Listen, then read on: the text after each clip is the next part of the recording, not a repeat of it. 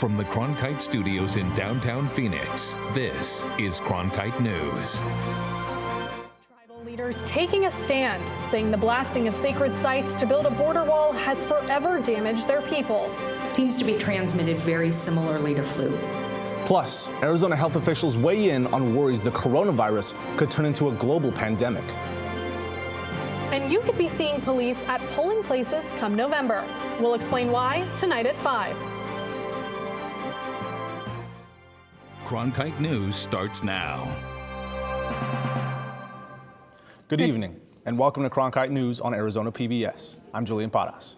And I'm Jamie Landers. Thank you for joining us. The Trump administration's border wall is supposed to protect the U.S., but at what cost? That's what tribal leaders asked lawmakers yesterday, while trying to protect the land of their ancestors. Cronkite News reporter Gabriela Collage was at the hearing. She has more from our Washington bureau. The Trump administration's proposed border wall brings out a lot of emotions. Emotions that Tohono O'odham Chairman Ned Norris Jr. had trouble holding in this week. The National Park Service, the federal agency with management authority at the Organ Pipe National Monument, has acknowledged that Quito Springs is sacred to the nation. Nevertheless, CBP contractors working on the border wall recently bulldozed a large area near Quito Springs, destroying burial grounds. Norris was testifying Wednesday at a House hearing on border wall demolition on lands near the Tohono O'odham Reservation, lands that include the Organ Pipe Cactus National Monument, archaeological sites, and sites the tribe considers sacred. Democrats who called the hearing blasted the project. Phoenix Democratic Congressman Ruben Gallego said in a tweet that, quote, the Trump administration is destroying sacred Native American cultural, historical, and burial sites on public lands in order to build its useless border wall, end quote. Norris said he rarely gets advance notice about wall work, but the Interior Department's Scott Cameron said officials are doing what they can. The Congress passed a statute that provides for an expedited process for construction of a border wall, and the administration has chosen to exercise the authority that the Congress. Is the consultation adequate? Adequacy. Your opinion. Adequacy, I think, is probably in the eye of the beholder. In Washington, Gabriela Collage, Cronkite News. The debate continued today with Norris repeating his opposition to the wall in another congressional committee. And Aravaca rancher Jim Chilton testified the wall is needed to protect his family and his ranch from smugglers who routinely cross his property. There are now at least 60 confirmed coronavirus cases in the United States, and the CDC says they're expecting that number to rise. Large outbreaks in other regions like Italy and Iran have also sparked concerns about the impact the virus will have on global travel and the economy. We're very, very ready for this, for anything, whether it's going to be a breakout of larger proportions or whether or not we're at that very low level. At a White House news conference yesterday, President Trump announced Vice President Mike Pence will lead the U.S. coronavirus response team. Trump also defended his administration's efforts to combat the virus, saying the risk to Americans is very low. But what's worrying experts is a case in California, which may be the first example of what's called community spread. In other words, officials don't know how they contracted the virus. So we spoke to the Arizona Department of Health Services today about how this virus can spread. Initially, we were just hearing about very severe cases, but we're finding out that a lot of people have very mild symptoms, and when people have those types of symptoms, they don't seek health care, they're not being tested and diagnosed, and they're out in the community. Global cases of the coronavirus reached more than 82,000 today, with a death total of more than 2,800. So we want to hear from you now. What level of concern do you have about the virus? Very concerned, slightly concerned, or not concerned? So far, most of you are split between being very concerned and slightly concerned. And only 17% of you say you're not concerned at all. To vote in our live interactive poll, just go to our Cronkite News Twitter feed. And it's not too late to weigh in. Just head to our Cronkite News Twitter page to cast your vote. Right now, Arizona Republicans are advancing legislation that would give the Attorney General control over voter fraud. This legislation would allow police at polling places. Republicans say it will help voters point out suspected election irregularities and increase voter confidence in the integrity of elections. But Democrats argued this will intimidate voters. The House passed the measure earlier this week. Now it moves on to the Senate. The Arizona Republic is making a big change this election season. The paper announced it will no longer endorse political candidates. They cited making the decision based on growing political divisiveness, multiple focus groups, and a year-long internal debate. The shift comes after the Republic endorsed Hillary Clinton in the 2016 election, the first time the editorial board supported a Democrat in 126 years. The Republic says they'll continue to cover the election based on the facts, as they always have. Coming up next on Cronkite News at 5, Homeland Secrets, a special ASU Howard Center investigation. There was an accident. I'm not sure how many shots. How many shots? Hundreds. The in-depth mini-documentary examines agent-involved shootings nationwide by a little-known division of ICE. It's a story you don't want to miss. Up next.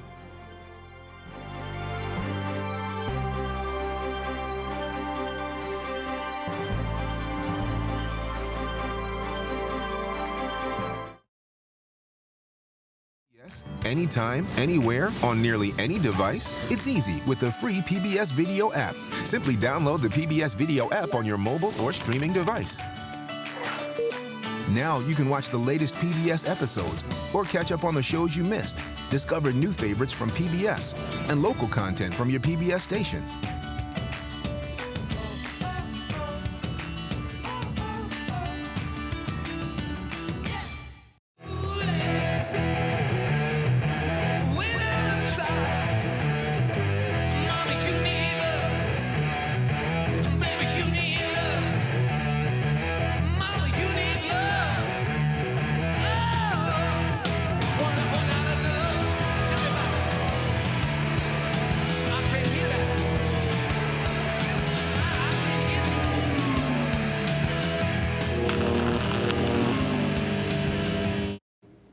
The Howard Center for Investigative Journalism is the investigative bureau of Cronkite News and Arizona PBS. They recently took a deep dive into Homeland Security roles here in Arizona.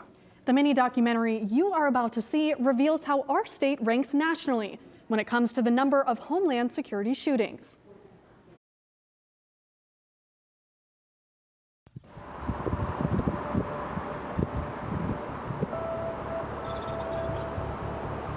On April 11, 2019, a gun battle erupted in a retirement community of Phoenix. It was a sunny Thursday morning, just before 10 a.m. on the neighborhood's main thoroughfare. The shooting involved federal agents and a suspected human smuggler. 911, where's your emergency? There's gunfire. There was an accident. I'm not sure how many shots. How many shots? Hundreds. A woman who was not the target of the investigation was killed at the scene. 4 others sustained gunshot wounds or other injuries. I mean, they just sprayed bullets everywhere, and there was a big crash. It's on 48th Street. It's right behind our house. This is Special Agent Lakoski with Homeland Security. To have an agent-involved shooting. You're with ICE? Yes, ma'am. Homeland Security Investigations. The incident rattled neighbors like Frank Guy, who was landscaping in his yard when the shootout began. And I heard the sirens coming down the street, so I got up on the park bench here and I looked and I saw the cars chasing another car with their lights on. And as they passed, I noticed there was no insignias on the car. They were unmarked cars. I heard this huge crash. It was like a mini atom bomb. It looked like a mushroom cloud of trees and dust and concrete. And then the shooting started. And I definitely understand when people say it was like a war zone, because I haven't heard that much rapid fire in that short of a period of time since I was in Vietnam 50 years ago. There had to be at least 50 to 100 rounds of gunfire. On the other side of 48th Street, Nick Dalton was at his mom's house, drywalling her garage. I remember hearing like a bang, and right after I heard like a ping, ping, ping, and I was like, that's gunshots. I know bullets can travel through things, and the way these houses are built, it'll go right through like a piece of paper, you know? Are we working with them? We're up with you guys on this guy? He's trauma code. He's still breathing. He's got a gunshot wound right here, though, but he's still breathing. The agents involved are from Homeland Security Investigations, a division of ICE.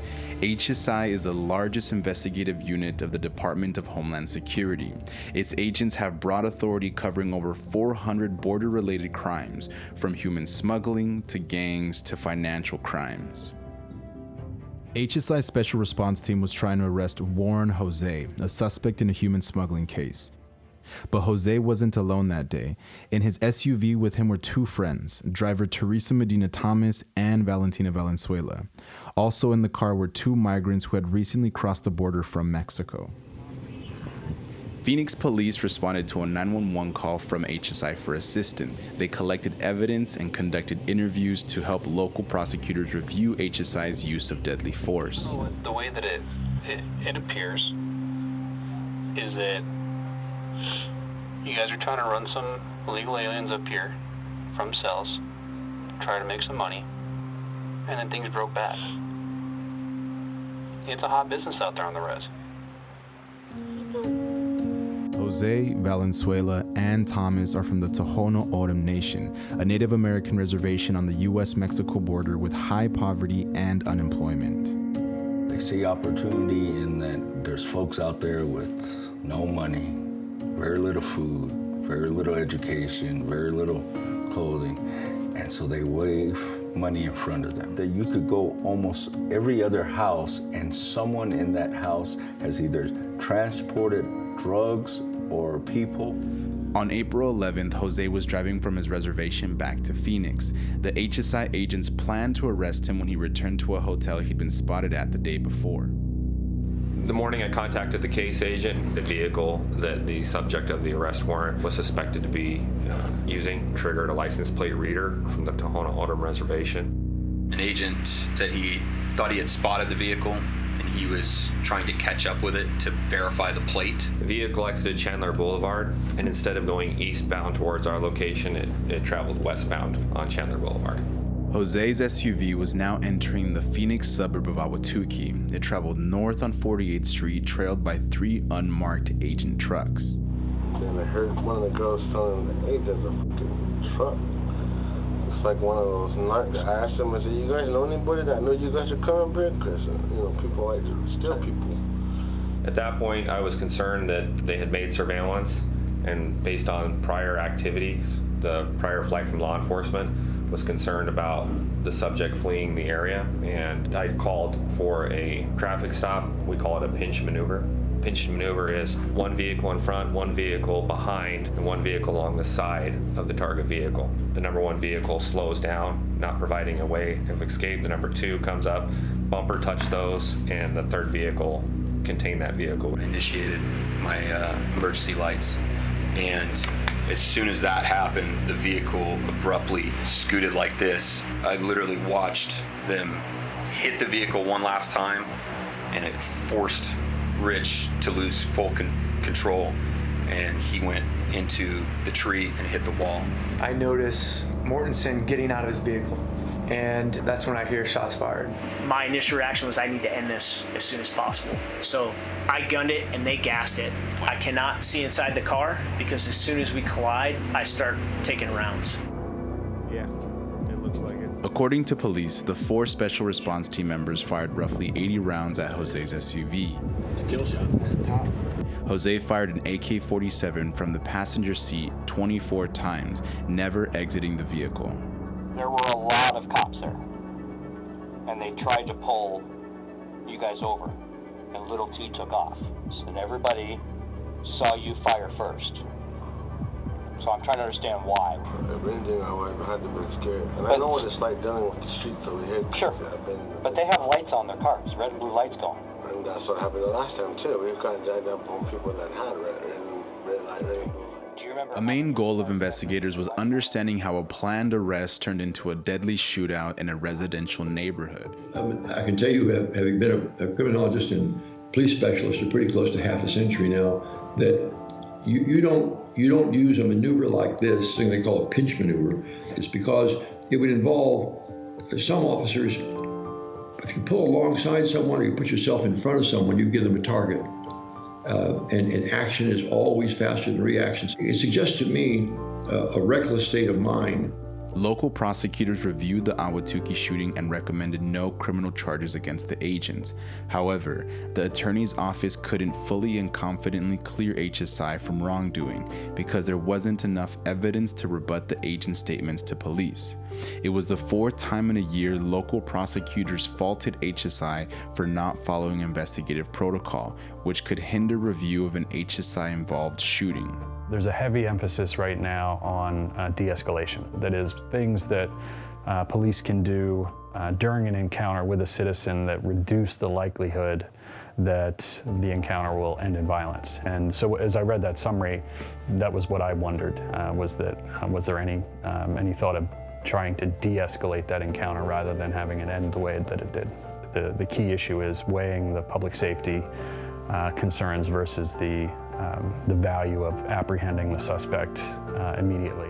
HSI refused to answer the Howard Center's questions, but a retired HSI agent who now directs the Federal Law Officers Union provided comment via Skype. And I understand that happened in the one of those over there in Arizona where the vehicle was rammed. You know, the co-conspirators were non-compliant, and now the situation escalates even more because now you know that there's, you know, oh, whoa, wait a minute, these people are not even willing to pull over their vehicle. Now, you know, that elevates your adrenaline, it elevates your situation. The police collected a nearby home security camera's recording of the gunfire as evidence, but didn't analyze it. The Howard Center shared the file with ballistics expert Stephen Beck, who spent 15 years analyzing gunshot acoustics for the FBI.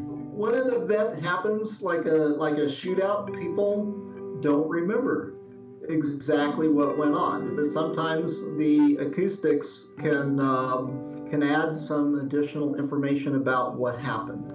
I wanted to find out where the shooters were actually standing. Where was the microphone? I kind of correlated those with the locations and with where the reflecting surfaces were, and everything kind of made sense. That very first gunshot had all the characteristics that were consistent with the Sig Sauer. Federal law enforcement does not make its use of force data available to the public, but the Howard Center found more than a dozen HSI shootings across the country, 8 since 2018, mostly in Arizona.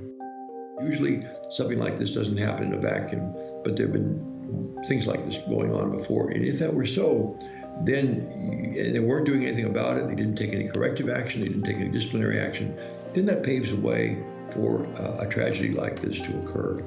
After the death of Michael Brown and in Ferguson and Eric Garner in Staten Island and a host of other controversial shootings, there was a lot of pressure on police departments to reform, and a lot of those focused on use of force. Federal agents work for the Attorney General of the United States, who is a political appointee. So ultimately, if there was enough pressure, that same kind of process could happen at the federal level.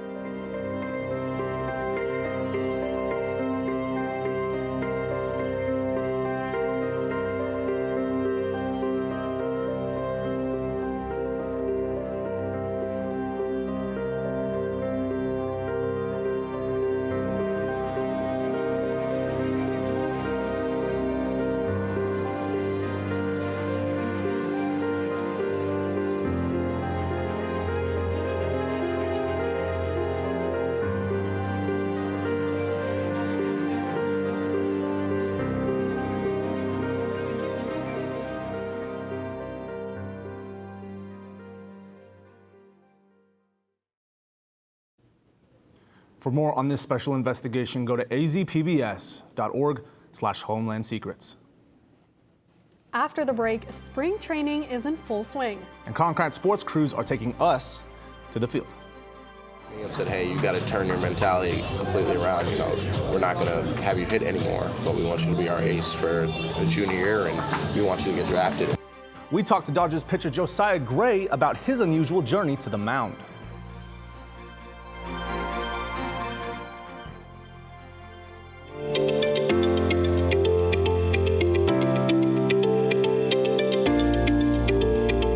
The weather around Phoenix is just beautiful today. Let's take a look at the weather around the valley. Thank you for joining us for the special edition of Cronkite News. Here are the top stories that we're tracking today at noon. Some of the best players for their program. Cronkite Noticias is the Spanish-speaking division of Cronkite News, covering topics such as economics, education, sustainability, immigration, and border relations. Cronkite Noticias strives to serve the Spanish-speaking community in Arizona. Under the guidance of prominent Spanish-speaking professionals, students at the Walter Cronkite School of Journalism develop content for our broadcast partner, Univision, as well as on Facebook and Twitter. Explore Cronkite Noticias at cronkitenoticias.azpbs.org. On the next Arizona Horizon, the possible economic impact of the coronavirus on Arizona's economy. And we'll hear from a spoken word poet who uses her work to address racial inequality and women's empowerment. Early risers in several western states reported seeing what appeared to be a meteor streaking across the sky before dawn. The American Meteor Society received multiple reports from Arizona, California, Utah, and New Mexico. An observer with the organization says the bright light appears to have been a meteor. The phenomenon was captured on video by meteorite hunter Robert Ward in Prescott.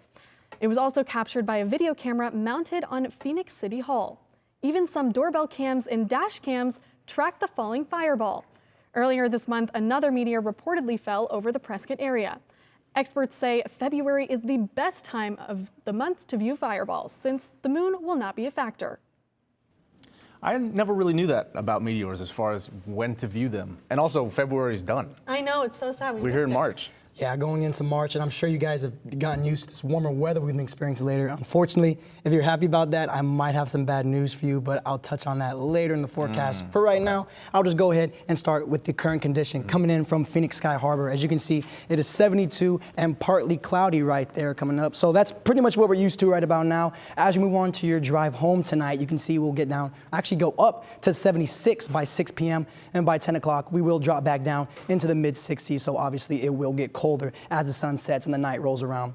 Moving on to the highs from across the valley tomorrow, as you can see, it is going to be 80 in Phoenix as well as in Glendale. And as we move away from that centralized part of Phoenix, you can see it'll be 79 in Paradise Valley as well as in Tempe, and all the way out in Mesa, they're experiencing that 79-degree weather as well. Now, for your spring training schedule, if you're going out to any of those games tomorrow, you see it's basically 70 to 76 degrees across the board until we get here to between the Giants and the Rockies, where it's expected to be 69 and 71 for that Padres and Cubs game. That's due to those games starting later than those afternoon games. And this weekend, we're looking about to be in the 80s, and we will get down to 75 on Sunday. But as I touched on earlier, we roll on to next week, we will drop down into those low 60s on Monday. By the time we get to Friday, we'll be back up to those mid to high 70s. From the Cronkite Weather Center, I'm CJ Chides. Dodgers number 5 prospect Josiah Gray hit .236 with 35 RBIs in his 3-year college career. But he didn't break into professional baseball because of his bat. Josh Schaefer was in Glendale to find out how Josiah Gray became one of the best up-and-coming pitchers in minor league baseball. What's up, JoJo? Pitcher Josiah Gray came to the Dodgers from the Reds in a trade prior to the 2019 season. In his first year with the Dodgers, he was named the organization's minor league pitcher of the year. But Gray's path to the mound was not a conventional one. So I'd play 8 innings at short, 7 or 8 innings at short, and I would go warm up on the side of the field and throw a couple bullets, get my arm ready as I could, and go out there and pitch and close out the night. Colleges recruited Gray as a two-way player out of high school. He received just one offer from Division II Lemoyne College in New York, where he emerged as an everyday shortstop and leadoff hitter who occasionally made an appearance on the mound. Sophomore year, jumping into a starting shortstop role, being closer, my expectations were heightened immensely. I have to prepare myself to be ready for any situation, and transitioning and helping the team win as many ball games and going from there. But all that changed when his head coach, former big leaguer Scott Cassidy, had an important conversation with him. He sat down with me and said, hey, you got to turn your mentality completely around. We're not going to have you hit anymore, but we want you to be our ace for the junior year, and we want you to get drafted and go out there and represent Lemoyne. He pitched in the Cape Cod Baseball League in the summer, then returned to Lemoyne, where he posted a stunning 1.25 ERA and an 11-0 record as a junior. He was drafted in the second round by the Reds in 2018, but eventually landed with the Dodgers, where manager Dave Roberts thinks he has the whole package. First impression, really good makeup, really good body, good arm, fastball characteristics are real. The changeup is a plus pitch, has a desire to get better, continue to develop on spin, but there's a lot to like. Although seeing former position players end up elite pro pitchers is an extreme rarity, Gray's not the first former shortstop to end up on the mound. Hall of Famer Trevor Hoffman played 4 seasons of shortstop at the University of Arizona prior to pitching in Major League Baseball for 18 seasons. But Gray compares himself to somebody a little bit younger, somebody who he looks up to. I would say, as cliche as it is, Marcus Stroman. I think just because our stories are so similar, we can show that, young African-American pitchers can succeed in this league and can succeed, for a long time. So I think he's a guy I always look up to just because of how he gets his job done and how outspoken he is about everything, but also how much work he puts in at the end of the day to, make himself and make his team better. Roberts said a future call-up for Gray solely depends on his performance, but he wouldn't bet against it. In Glendale, Josh Schaefer, Cronkite News. Gray was part of a trade that saw the Dodgers send Matt Kemp and Yasiel Puig to the Cincinnati Reds last year, and now he's preparing for his second season in Dodger Blue. That's it for Cronkite News tonight. For top Arizona stories anytime, go to cronkitenews.azpbs.org.